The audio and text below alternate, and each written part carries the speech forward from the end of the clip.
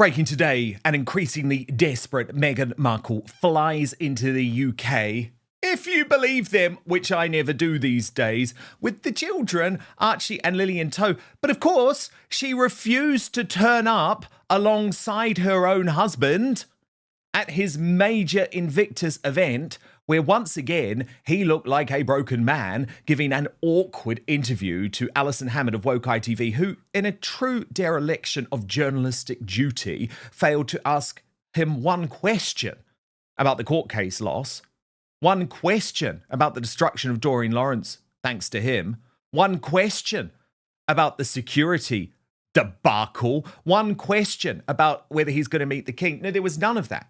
But there was a very telling moment which makes it quite clear things are not good in this marriage.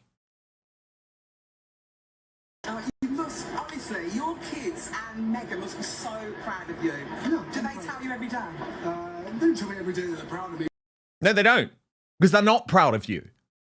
She's not proud of you. She's using you, but she's not proud of you. It's almost so tragic that he can't see it. But then he has obviously made a decision to not acknowledge anything, to not try and apologize, to not try and win back public support. So his speech, his major speech, which didn't even have good audio, and I think he looked a mess, but it was just, in my view, and I'll let you hear it, but in my view, just given the circumstances of this week, totally tone deaf. To bring the Games back to the UK 13 years after London 2014 obviously feels incredibly special, all of us. Not just because this is where the Invictus journey first began, but because Britain has always understood the importance of service, resilience, and standing together when it matters most. Today we've had a glimpse of what's waiting for us next summer. We've seen determination, we've seen laughter, some sweat, and we've seen people trying something new, cheering each other on, and proving once again that sport has an incredible way of bringing people together. We even had an MP running around doing the laser run, and Alison Hammond, who I think beat him.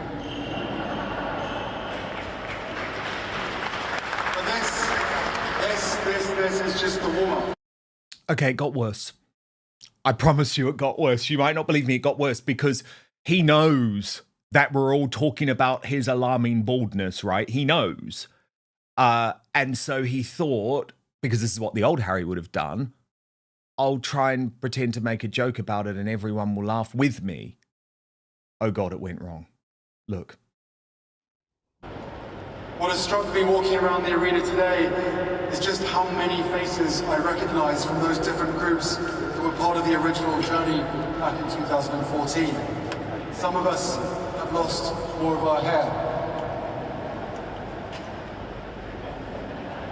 Some of us look younger than we did before. Some of us look older. They didn't laugh. He's in a room with his biggest supporters. They didn't even laugh. I think this is going to be the wake-up moment for Prince Harry, actually. I mean, if anything tells you you've lost the room, it's that. When your biggest supporters are no longer by your side. I mean, he stuck to the speech. I was actually furious by the end of it. I'm not going to play you any more other than this last bit, because he still believes that it's his place to lecture the world. World has a lot of troubles. When it comes to national resilience, let's use this moment, the next 365 days, to lean on and learn from the Invictus community, to be able to help every single person out there. P. Diner, royal YouTube sensation. Please, I mean, not much leaves me speechless, P. Diner, but watching this address today was quite a shocking moment to me, because it's like he genuinely thinks that he can just brush this off and try and go back to the jokes. And the fact that everyone in that room other than Alison Hammond seemed to be against him, were not laughing along. It's, to me, a seminal moment it's the moment where Harry will have to realise that he's even lost the Invictus Games crowd. They were his loyalists. But am I reading it wrong? Did you see anything else going on there, P. It was quite cringe. You heard nothing when he tried to make that joke. And I think Harry, he's in a position now where he has to address a lot of the ills of his life. How can he even try to move on in this moment that is supposed to be his everything when there is so much looming around everything, around his security, his wife, his father? He just brings too much negativity with his own life into something that's supposed to be positive. And I think the people of Invictus, they see all of that. They see all of the commotion around this person, this man who is supposed to be, bringing attention to them. And yet all of the attention goes to Harry's ills in his life. And why did he even come or have this time when he had this court decision to be announced? And we know the news of that. It's like he can't seem to just make it about the people. Everything is about Harry. And I think the people who are doing the work resent that because they're the ones who are doing the hard work, who have suffered. It's supposed to be about them. And there are talks that this might even be canceled if he can't get the money raised for the Invictus. This is why he is here, but he hasn't been able to. I mean, I think it was like 26,000 pounds that still needs to be raised within this next year. So Harry's got a lot going on and he's not helping to make it better. So this is the problem that he is faced with. It's not a time to try to make jokes. You need to get your life in order. Yeah, and it's like you were not just trying to destroy other people's lives. Sorry, you were not just trying to destroy your life. You were trying to destroy other people's lives. You were trying to destroy entire organizations. You were trying to destroy the concept of a British free press. Like, none of this is just about you mucking up your own life now. Although I guess we've known for some time that he wants to destroy the British royal family. So I guess we should expect this. But of course, P. Dinah, then we get the obligatory Meghan's coming. A few days ago, P. Dinah, of course she couldn't come. Of course the children couldn't come. They're going to be killed. But now, what's changed? What's changed? Harry needs the good publicity. Harry has to move the story on, and Meghan knows she's got to play ball. So Harry, Meghan's spare, writes, when all else fails, pull out the kids. Although they won't be seen by anyone, of course, but the noise is what matters. The noise will camouflage Harry's recent disaster. And so, of course, on cue last night, P. Dinah, we got all the usual suspects.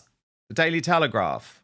Meghan will bring Archie and Lily to Britain this week. Meghan Markle and the kids will join Harry in the UK despite security and accommodation complaints. These were the exclusive details from the New York Post. In other words, the link. If Meghan comes with the kids, then it's more of a possibility, said the insider of Markle. Another source said the Duke could, and perhaps his children, could see Charles late Saturday or Sunday, but added that Tuesday's disastrous court ruling, which saw Harry lose his case against Associated Newspapers, will make things even more awkward. But it's Chris Shipp, of course, of Woke ITV. I mean, we literally saw him, P. Dinah, like kneeling on his little knees when Harry was walking out of Chatham House this week. Harry, are you okay? I mean, the guy's embarrassing. He actually had like a long career as a political journalist in the UK. He has destroyed his credibility to team up with Harry. To me, it's totally bizarre.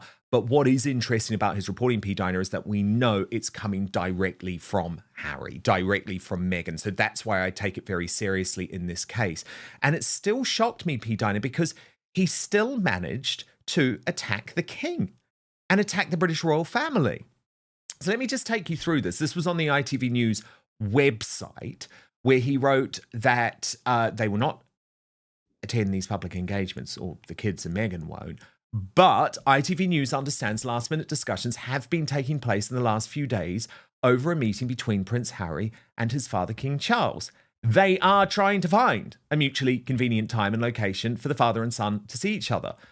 But, and here's the key line, staff in both camps are suspicious of the other's motives. Well, Pete Diner, I mean, clearly there is very good reason for Buckingham Palace to be highly suspicious of Prince Harry, given he tried to get a room in Buckingham Palace to record his victory statement against the Daily Mail, which never came because he wasn't victorious. I mean, of course they're going to be suspicious, but for Harry's team to try and say that they are suspicious of King Charles at the exact moment that the king is being told by anyone with brains, including Queen Camilla, including Prince William, you just can't do this, shows to me just a huge arrogance.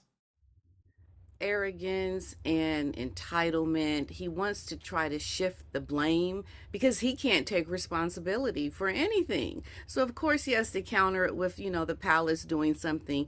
And of course they're not doing anything. I mean, Harry is the one who's been the proven liar here, who has completely, shown his hand and, what he is about. So, Harry and Meghan, I think at this point, are having so many problems behind the scenes, Dan, that this is why you see all this chaos on the front end here in the media, because there's so much happening that we don't see. And this is why it looks chaotic. Doesn't make sense. And there's just so much going on. I think Harry is in a position now.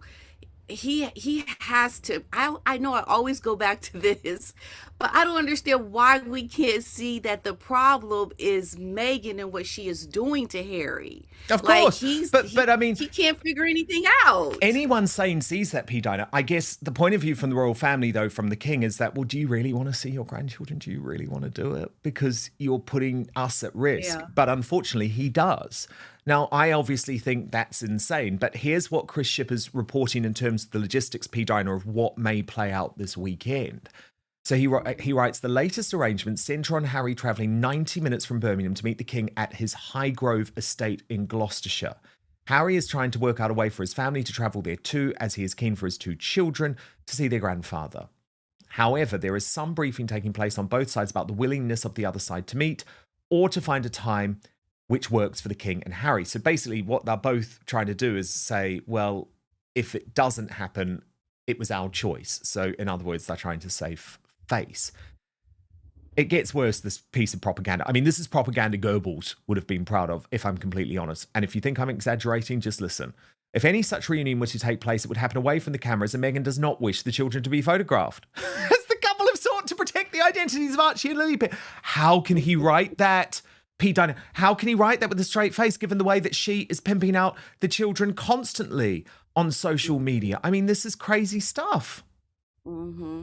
I think he's just trying to make it seem like he's trying to protect the children and just trying to put up all these issues. They want to protect the children, but really they're just in a bunch of chaos right now, and they don't know if they're coming or going. I have no idea if Meghan is even really going to even go see the king with these kids. Like, I don't, at this point, what is true? What is the truth of this situation with Harry and Meghan? I think they say a lot of things that are not true.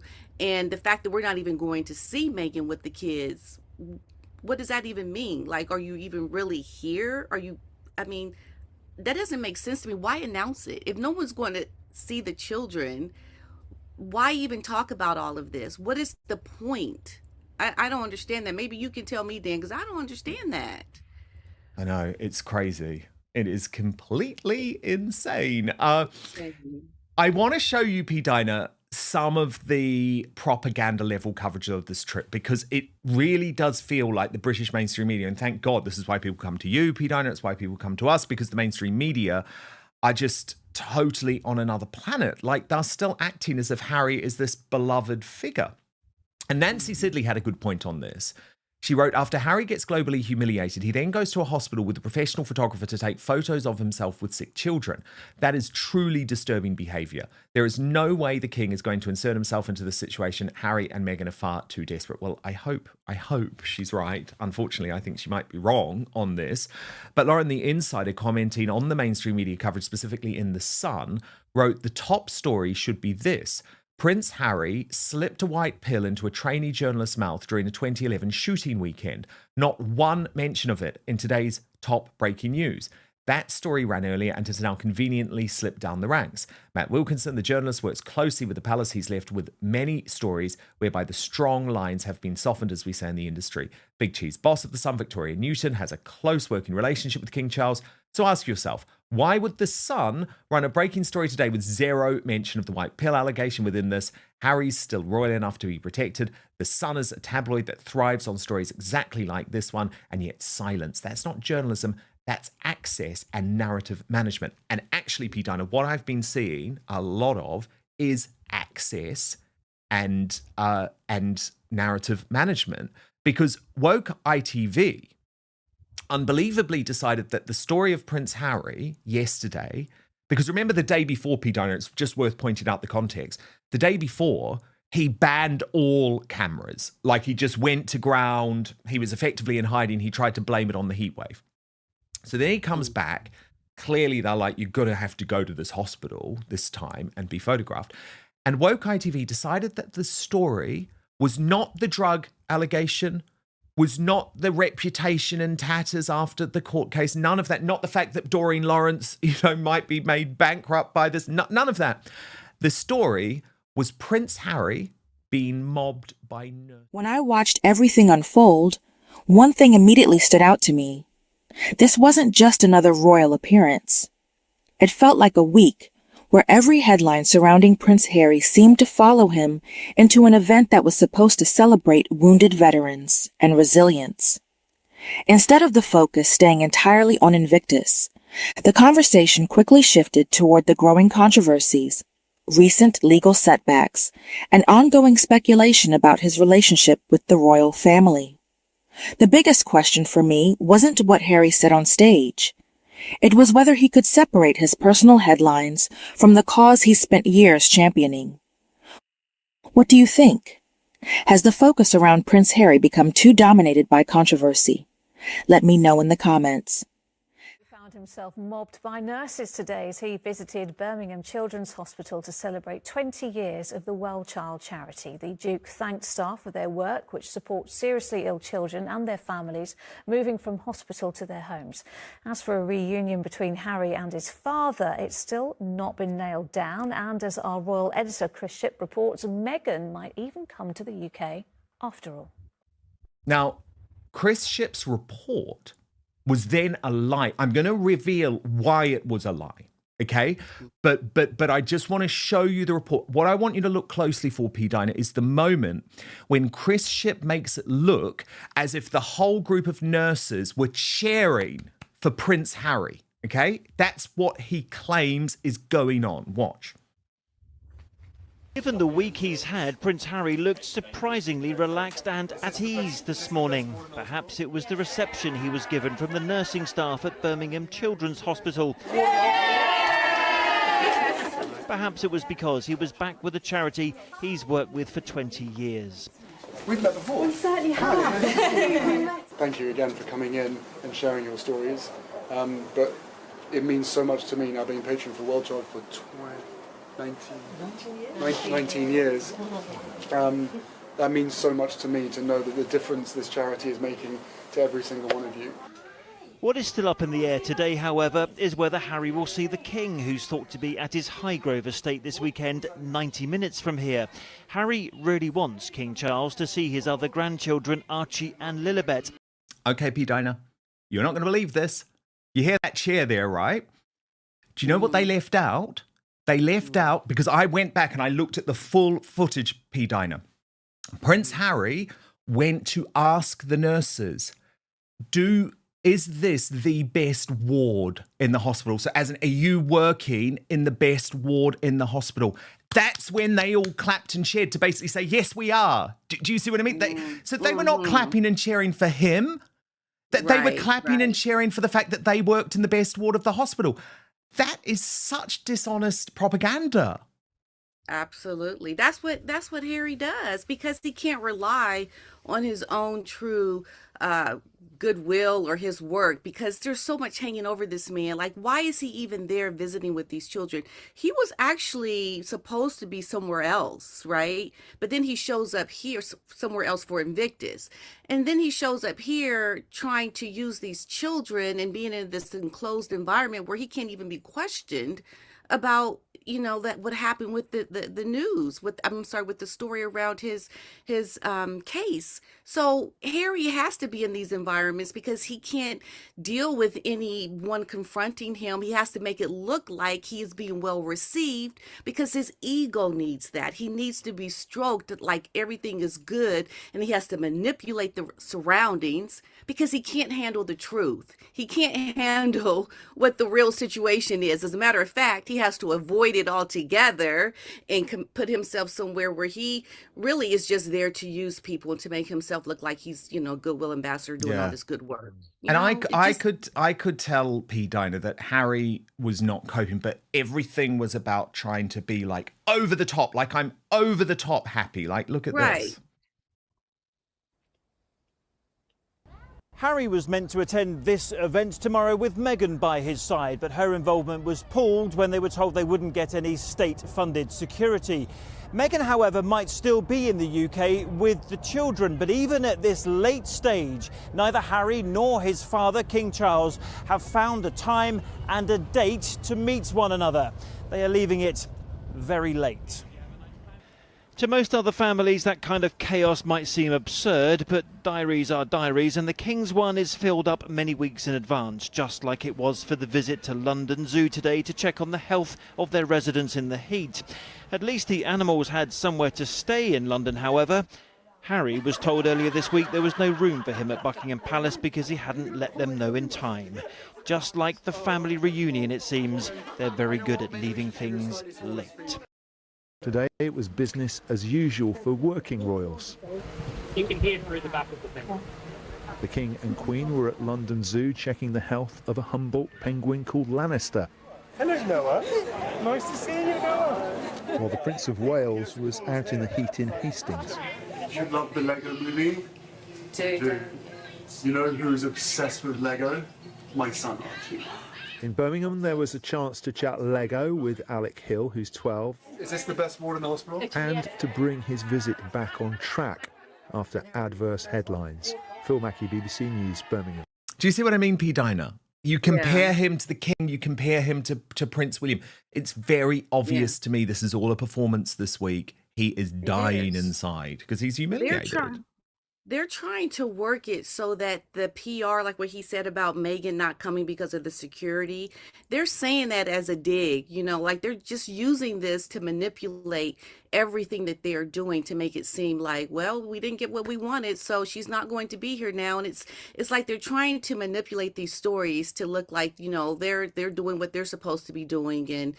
And it's just Harry and Meghan just trying to make these stories elevate them, but they're really behind the scenes manipulating things to take digs at the royals, to take digs at their circumstances. It's not really them trying to show up and do the good work. I mean, really, what's going to happen to Meghan if she shows up? They have security. It's not like they don't have it, and I think Meghan is just trying to get something that she's not entitled to get. And this is why they pull out, because they want them to get the best of the best. Well, you have enough for who you are to go show up and do the work, but you don't show up because it's all about you. It's not about the people once exactly. again. And who's been overshadowed today, which is exactly what they wanted. But let's just take a little look at her, Pete Diner, because I think she looks lovely. Catherine, the Princess of Wales, supporting her husband, Prince William, at the polo. And you'll see her there. Look, she just looks absolutely lovely in a black and white dress. Yeah, she really does. I think Catherine is somebody that embodies a true humanitarian that makes it about the people she's there to support. And this is why I think she is so loved by the people, because she shows up, she's always on point with, the way she dresses, how she relates to the people. She doesn't make it about her, circumstances or whatever that she may be going through, but about the people. And Meghan and Harry have lost the plot completely, and Catherine, she outshines every single Oh, time. she does. The event should have been a celebration of courage and recovery, but instead, many viewers focused on Harry's public appearance and speech. While he praised service, resilience, and the power of sport to unite people, critics argued that the timing made the message difficult to separate from everything else happening around him. Some commentators believed he appeared determined to move forward without addressing the controversies dominating recent headlines. Others felt that was exactly what he should have done, insisting the event should remain about the athletes rather than his personal life. Watching the reactions, I couldn't help wondering whether the audience was listening to the message or simply watching the man delivering it. Would you have handled it differently? One of the biggest talking points became the audience reaction. During a light-hearted moment in his speech, Harry joked about people getting older and losing their hair. Some observers felt the response was quieter than expected, and that quickly became part of the online debate. Critics interpreted the subdued reaction as a sign that enthusiasm around Harry has changed. Others argued it's impossible to judge an audience from a few seconds of edited footage. For me, moments like these remind us how every gesture, every pause, and every laugh, or lack of one, is now analyzed in extraordinary detail whenever Harry appears in public. Do you think people are reading too much into these moments? Another major part of the discussion centered on media coverage. Some commentators questioned why certain interviews focused almost entirely on Invictus while avoiding recent controversies surrounding Prince Harry. Others pushed back, saying an event celebrating veterans wasn't the appropriate place to conduct a confrontational interview about unrelated issues. That debate has become familiar. Should journalists challenge royal figures wherever they appear, or should charitable events remain focused on the cause itself? It's a question that continues to divide audiences. As if the event itself wasn't attracting enough attention, reports began circulating that Meghan, along with Archie and Lilibet, could potentially travel to the UK. It's important to note that much of this discussion was based on media reports and unnamed sources rather than official confirmation. Nevertheless, it fueled widespread speculation about whether a family reunion with King Charles might finally happen. Some commentators believed the timing was intended to change the public conversation. Others argued it was simply another example of intense media speculation surrounding the Sussex family. Either way, the possibility immediately became one of the biggest royal stories of the week. Do you believe these reports were genuine, or just another wave of royal speculation? Perhaps the most intriguing storyline involved reports that Prince Harry hoped to meet King Charles during his visit. According to several media reports, discussions about arranging a meeting had taken place, although no confirmed schedule had been announced. Commentators debated whether such a reunion was realistic, while others questioned whether both sides remained too cautious after years of public disagreements. The uncertainty itself became part of the story. Would a meeting represent genuine progress, or simply create another round of headlines? Harry's visit to Birmingham Children's Hospital received significant media attention. Supporters highlighted his long relationship with the charity and praised his commitment to seriously ill children and their families. Critics, however, argued that television coverage emphasized positive visuals while paying less attention to the wider controversies surrounding him. This became another example of how differently people interpret the same event, depending on their perspective. One side saw compassion, the other saw public relations. Which interpretation makes more sense to you? Throughout the discussion, comparisons with the working royal family continued. King Charles and Prince William were carrying out official engagements, while Catherine also appeared publicly supporting Prince William. Supporters of the monarchy argued these appearances reflected continuity and stability. Meanwhile, critics of Harry believed his personal controversies continued to overshadow his charitable work. Whether fair or unfair, comparisons between the two households remain constant, and they continue shaping public opinion. When I look at everything that happened this week, I don't think the biggest story was one speech, one appearance, or one media report. The bigger story is how every public move Prince Harry makes now is viewed through the lens of ongoing controversy. Even charitable events become part of larger debates about family relationships, media narratives, and public trust. Some viewers believe Harry deserves the chance to move forward without every appearance becoming a referendum on his past. Others believe unresolved issues naturally continue to shape public perception.